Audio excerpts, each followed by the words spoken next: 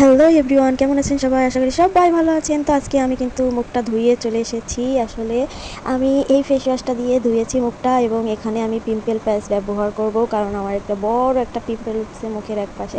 তাই জন্য আমি কিন্তু এই পিম্পল প্যাচগুলো ব্যবহার করে থাকি। এগুলো কিন্তু খুবই ভালো হয়। সকালবেলা এটা উঠালে একদম ভিতরের থেকে যত ময়লা থাকবে সেটা কিন্তু একদম তুলে ফেলে দেবে। আর এটা কিন্তু অনেক ভালো আপনার মুখের জন্য। যেখানে বড় বড় পিম্পল হবে ওইখানে কিন্তু দিয়ে দেবেন, তাহলে কিন্তু অনেক ভালো হবে।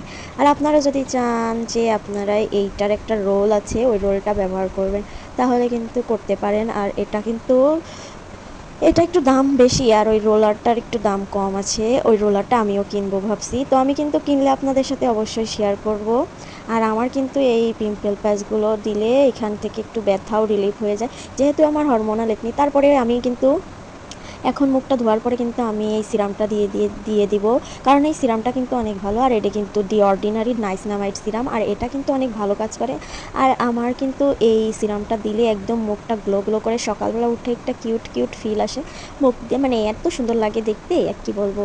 তো আমার কিন্তু এটা দিয়ে কিন্তু অনেক দাগ চলে গেছে। আর এখন কিন্তু আমার কিন্তু অনেক একনি ছিল, আপনারা কিন্তু আগের ভিডিওতে দেখছেন আমার যে কত একনি ছিল। আমি কিন্তু এই ভিডিওর লাস্টে আমি ওই ভিডিওটা অ্যাড করে দেব।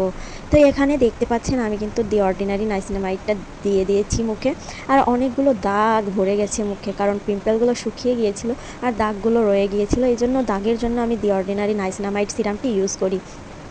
এটা খুবই ভালো কাজ করে, দাগটা একদম চলে যায়।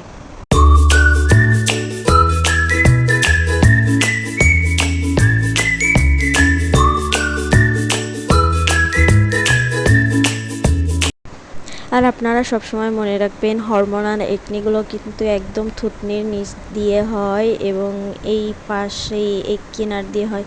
আর কিন্তু পুরো মুখটাই দেখুন ক্লিন হয়ে গেছে, কিন্তু এই যে থুতনির এই জায়গাটা, এইটা হচ্ছে হরমোনাল একনি। একদম কি বলবো। আর দুপাশে যেই পিম্পলগুলো হয় ওটা কিন্তু বেড কাভারের জন্য হয়।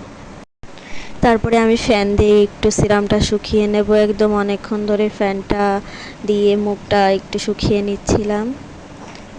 তারপরে আপনাদেরকে একটু হাওয়া দিয়ে দিলাম, কেমন লাগলো গাইস। তারপরে কিন্তু আমি আর একটা জিনিস ইউজ করব, যেটাকে বলে একদম পুরো লেভেলের।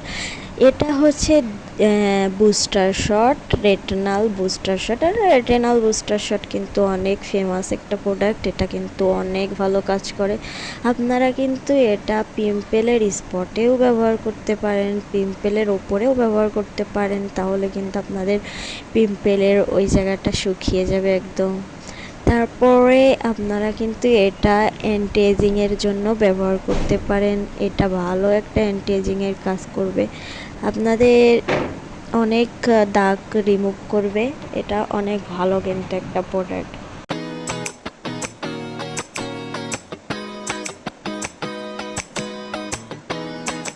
রাতের স্কিন কেয়ার শেষ হলো, তো আজকের ভিডিওটা এই পর্যন্তই।